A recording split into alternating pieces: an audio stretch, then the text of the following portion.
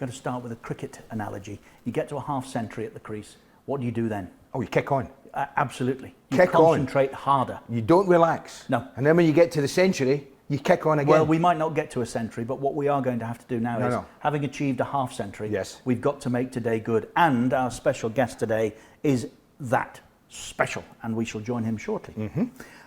Newspapers, first of all. This made me smile. The Daily Mirror have gone to the lengths of conducting a survey about the restart. Yes. And the divide, Andy, is as clear as it is in this grey lounge of yours. You want it, I don't. I think it's wrong, you think it's right. It's a virtual 50-50 split on those polled as to whether they think bringing football back is a good idea. But they then broke it down to beyond good idea or not into various different sections. Which fans are most opposed to football returning? This will not surprise you. Mid-table teams. No. Manchester City, 80% of their fans surveyed said no. Do you know which team are second on this list? You should. Everton. Everton? Of course. Because they don't want Liverpool to win the title. Oh, they will win the title regardless if it starts. But they don't want it back because they think that on that basis Liverpool would not rightfully win the title. Hull, West Ham, Chelsea are the other three in that list. Which fans are most in favour of football returning? Once again, you can't get this wrong. Aston Villa? Oh, no. Which fans would most want to see football back? Liverpool. Liverpool. Oh, right. Well, there you go. Well, I thought Villa might, 'cause they're in the bottom three. Leeds. Yeah, Leeds, yeah. West Brom. Funnily enough, West Brom West on Brom. this list as well. Yeah. Baggy's over there. Yeah. Coventry? No one's mentioned Coventry, unfortunately. No, that's a shame. Why do you want football back? Another question. Financial safety, it would appear, is the favourite in that category. Yeah. And this one finally here.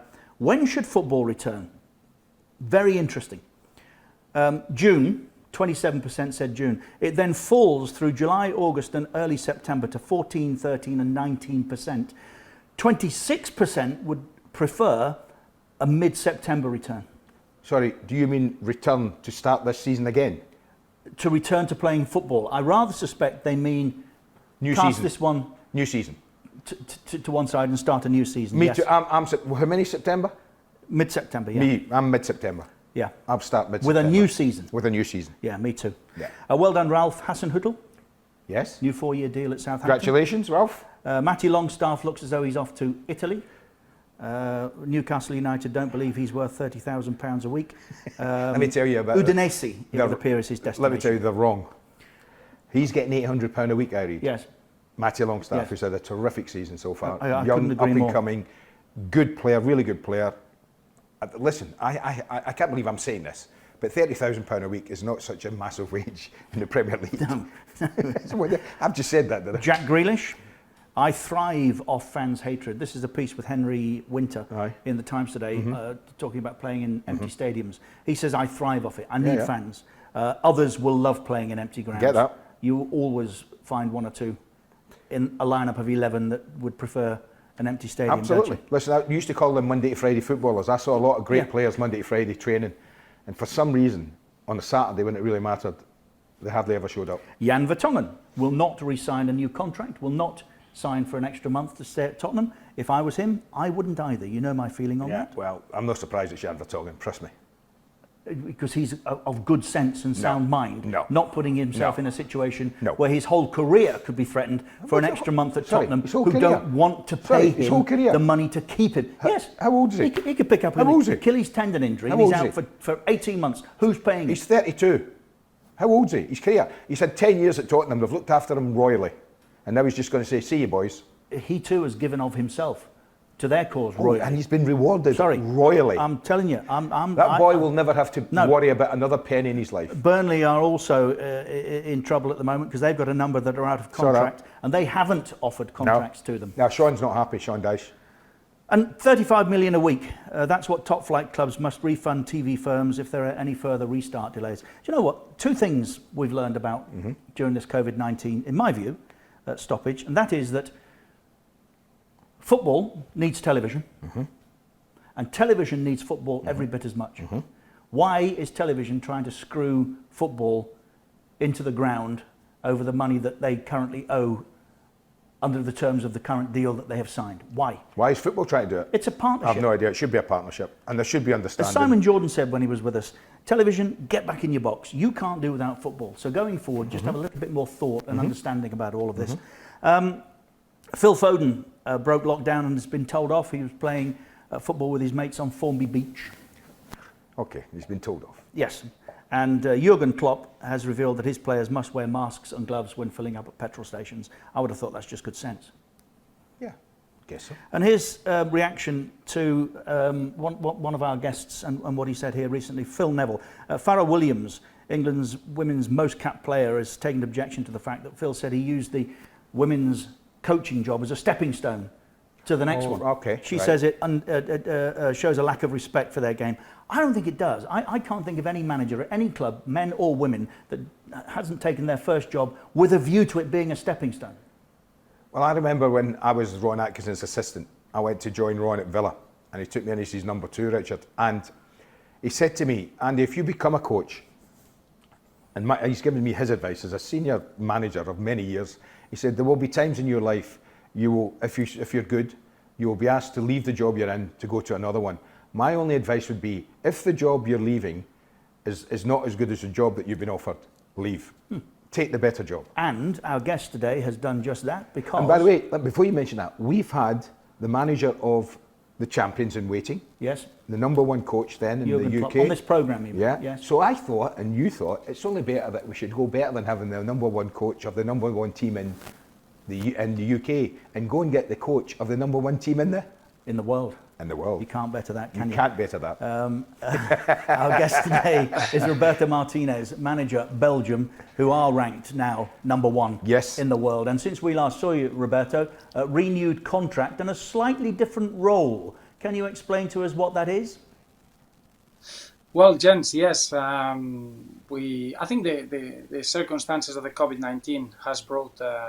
We sat down with the federation and we look forward as you always do. And I think you were talking about when is the right time for a manager to move on to the next job. And I think is when you feel that your job is done, then you can move on. I never believe that you just going into a better job because it's time to move on. I don't really believe that you need to be able to gather good memories. When you retire, you look back and you say, okay, my jobs, whatever that was complete. And I think you feel a bit of a regret when you haven't finished your job. And I think with my case in Belgium that was exactly how we felt. We worked 2 years very hard from the 2018 World Cup to try to prepare for the Euros. Then there is the postponement of the Euros. It felt unnatural that between the fans, the players and the staff, we were going to stop a project that is still well alive. And then in that situation, as you know, I've been working in the Premier League for 7 years as a manager. Sometimes international football, you can feel it a little bit a slow pace. So then we decided, the federation gave me the position of the technical director, which is something that I've been doing since October 2018, which allows me to have a day-to-day and put in a lot of things in place for Belgian football from every aspect of the way we work in the national team, and bring it to amateur football, women's football, professional football, and it's a very enjoyable project for the future, preparing the new generation. Do you sometimes, Roberto, put your feet up in that glorious lounge where you currently are with a nice glass of Rioja and think to yourself, I've got the best job in the world? You must, surely. Well, international football is very different than club level football. International football, there is no margin of error. So when you win, it's the best job in the world. But the moment that you don't achieve the result, then it becomes the worst job in the world, because this is a generation that they've got a lot of hope, a lot of expectation. They move the emotions of the whole nation, and that brings a lot of pressure in that respect. So international football, you have to embrace it. It's a lot of preparation, but there is no margin of error. You get to that major game, to that major tournament, and you have to perform. So in that respect, I would say that at the beginning it was very difficult to cope with that period that you have between the games. But now I'm getting used to it, and I can use that time to reassess, to look back, and to put things in place. Roberto, what's the biggest difference between the pressure as a club manager, which you've had and you've known for many years, and the pressure of coaching the number 1 country in the world? What are the major differences in pressure-wise? Well, I would say the difference is in every game that you lose now at club level, the manager has to survive, and unfortunately, it's gone to that way. After a game, the team that he wins is almost he moves on into the next one. Now we all focus on the team that he lost, and is that pressure of what happens next. And I think it's very important that you have good enough experience and good understanding of what you want to do, so you don't change after 2 bad defeats at club level. I think at international level you can have a better period of preparing for the games. But as I say, there is no margin of error. When you play in the game, the national team, the expectations are there. Everyone feels every shot on that pitch, and you have to win. So the pressure becomes very specific in a moment that is going to be remembered for the rest of the fans' lives. Everyone's got that memory of the World Cup of 2018, of the Euros in 2016. So there are moments that everyone will remember, which at club level, you forget about the defeat in week 3. It's almost about the season. So almost if you got a good owner or a good, if you're working with a good board, you'll be able to work for a year and then just assess how good the job was. Roberto, you're a deep thinker of football. You analyse it hugely. Talking of the World Cup, I just want to ask you, since 2018, a lot was expected of you, potential winners. You were always going to be up there. You went very, very close. Looking back, have you analysed anything that you thought we might have done differently to get us over the line? Or did you feel that you and Belgium did everything possible? No, I think you've got a lot of time to reassess and to look back. And the feeling is no regrets at all. I think we cope with being together 51 days under that pressure really, really well as a group of individuals. And we created a satisfying environment.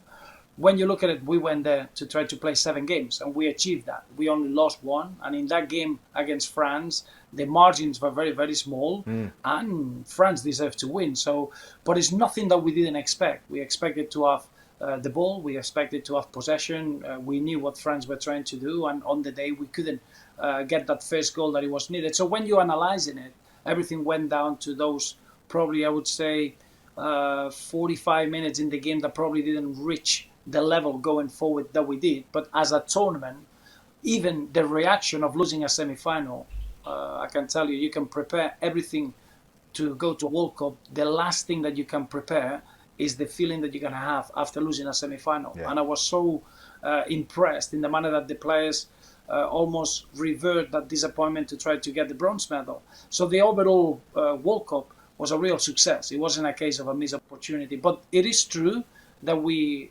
set the marker and we wanted to improve. I think we've done that in the last 2 years. I think the squad now can cope with losing players. I think we lost one important player for that game, and now I feel that probably that improvement has been there in the last 2 years. So Martinez says we will win the Euros. And the World Cup. And the World Cup. We will do what France did. If it could be that easier. But you need to have Roberto, that target. From where you sit, and obviously players in so many different leagues across Europe, how do you think COVID will have changed football, if at all, when we get going again?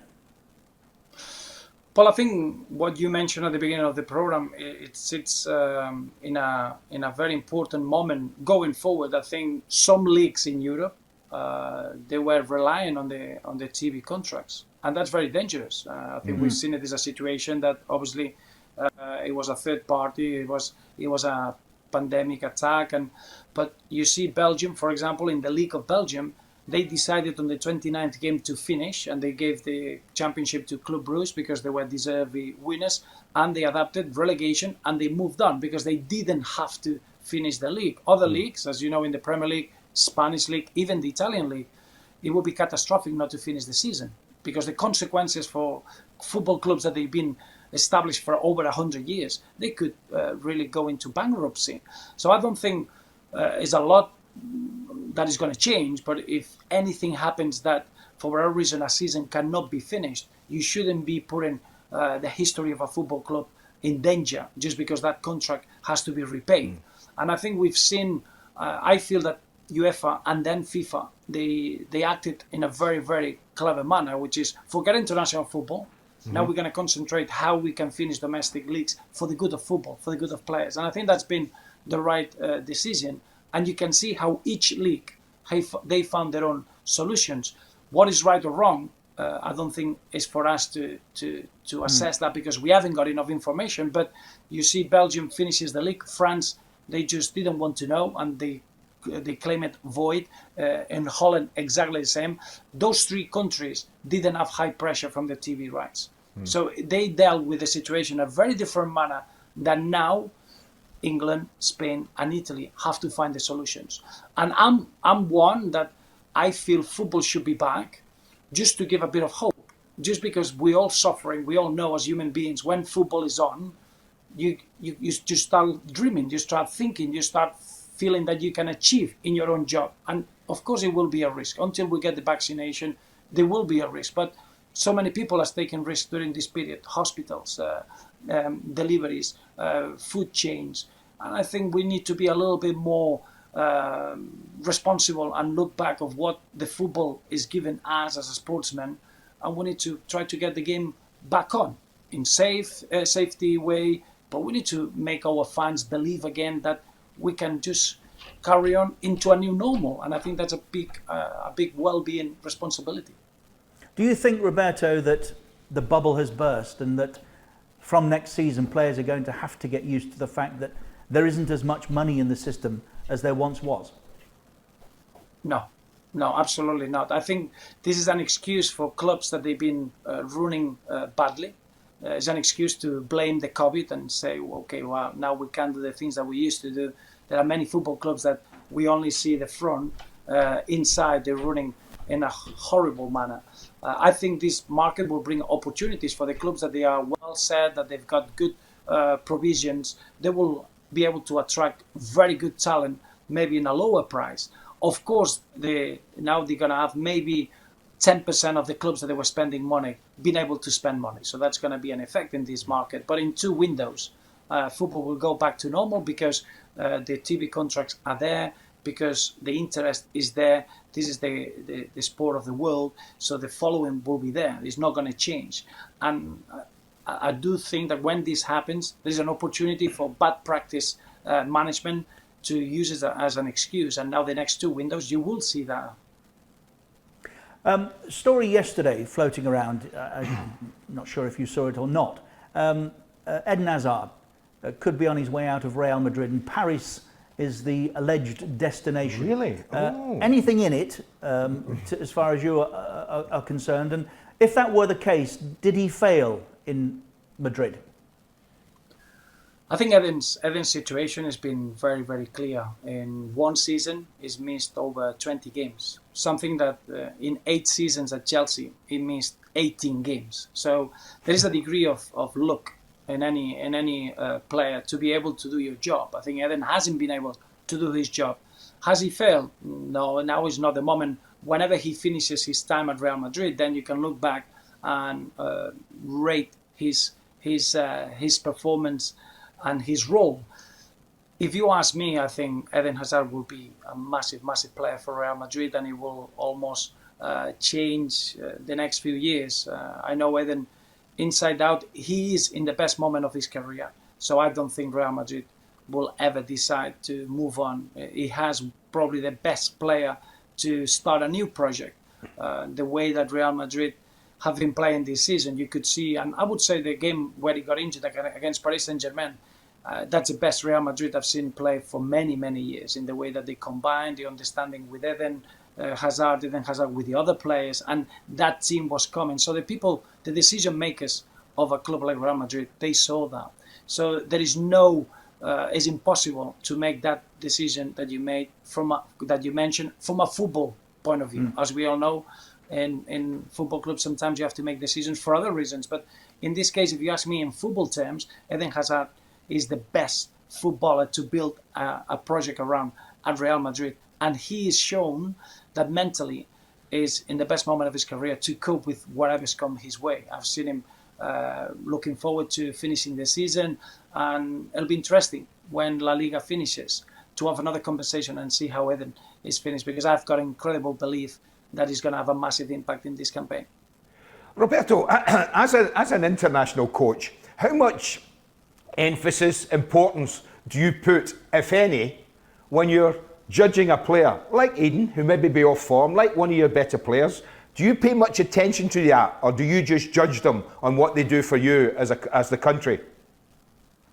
Well, I think we work in three groups, Andy. We always follow our players in three categories. The players that you would call up if they are fit, because of what they've done in the national team, the experience that they bring, and because of the level of their careers. Then there is another group that they are players that they only come to the national team if they are in a good moment of form.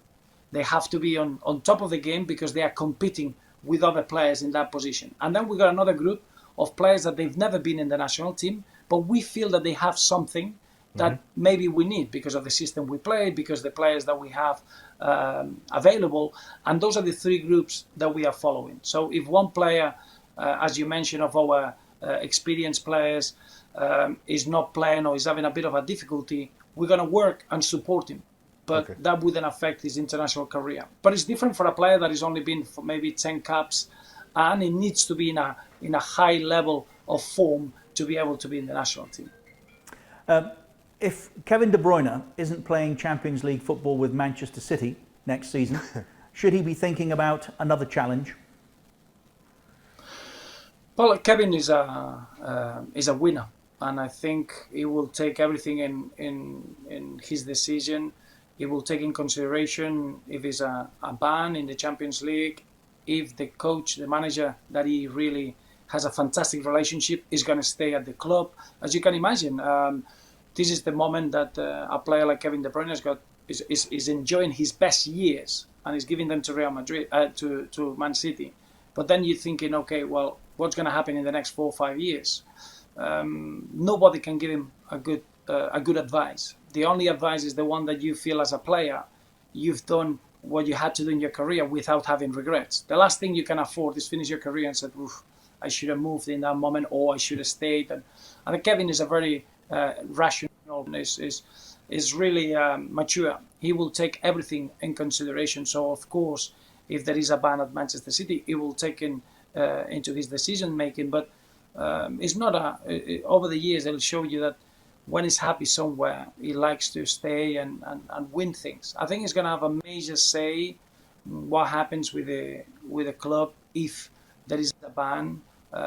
What's going to happen with the manager and what's going to happen with the future project. I think it's more about the project that you can offer. That's a very careful and a very clever answer, Roberto. So let me phrase the question slightly differently. If you're going to win the Euros and subsequently the World Cup, would you not want players like De Bruyne testing themselves at the very highest levels domestically? Yes and no. Let me explain it. When you take the job at international level, that's the way that you feel you're competing at the highest level and always having big roles and always playing well and always being happy. And then when you get into the national team, the reality is that you cannot do with 23 players that they are that fatigued and exhausted during the season. You need to have players that they are fresh, that they got a point to prove, that they had a season that they didn't play a lot, and then they come to the national team, and that's the opportunity and the highlight of the season. And then you need the others that they keep progressing and they keep growing and they keep having success. So you need to get a good balance. So it's not that it's necessary for a player to have a good World Cup or a good European Championships that has been successful with his club. And I've learned that through the experience. And one case would be when we went to the World Cup in 2018, Nasser Charlie only played 300 minutes in the full season. But we knew it was so important for us because a player can play wing back, right and left. He can play even as a number 10. He's very versatile. But we felt that he needed a big stage to show what he could do. And he scores the winner against Japan. And that's what you need. You need the best members to make the best team, not the best players to make a team in the national team. Roberto, we're very grateful for your time. We'll leave you alone. I know you haven't yet had breakfast. And do you know what I'm sad about? I'm sad we have to leave Roberto now because I wanted to say, sometimes when you're growing up as a player and a manager, you get experiences that are invaluable And I can't believe his time in Scotland wasn't the most important time in that young man's life. I was just about to suggest that Mrs. Martinez might be able to provide some square sausage for breakfast. Square slice. Square slice, is it? Square slice, yes. Yes, She's Mrs. had too Martinez many will know influences, exactly Andy. what that is. I'm going to mention it to her, but she's been away too long, far too long. He's giving me waffles for breakfast. So. Roberto, thank you. Honestly, Thanks, Roberto. Really, Gents, really grateful pleasure. to you. It's good to see you this morning. And stay safe. Stay safe and well. keep it going. Same ways. Thank you. Right. Thank you, Take care. Roberto Martinez, who married a Scot. Yes, you did. She must know then what square slice is. For the rest of us, what is it? A square slice is like almost like meatloaf. It's flat sausage. Right. It's like rectangular, and it's beautiful. It's wonderful. Do we know what's in it? Yeah, meat. Beef. Beef. It's not pork, it's beef. Good beef? Oh, the best beef. Is the best square slice. My mum used to always buy the best. She used to go to a certain butcher because she always believed he did the best square slice. And every Saturday morning, square slice on a roll, bread roll, 2 of those. There you are, Andrew. Thank you, Mum. Brilliant. We shall continue tomorrow. Very much looking forward to spending time with another very, very current guest, I think it's fair to say. Absolutely. Give you a clue.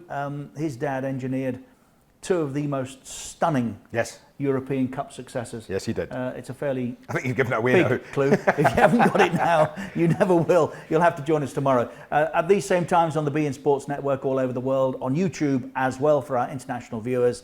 And we look forward to seeing you again in the morning. Yeah, stay safe, everyone.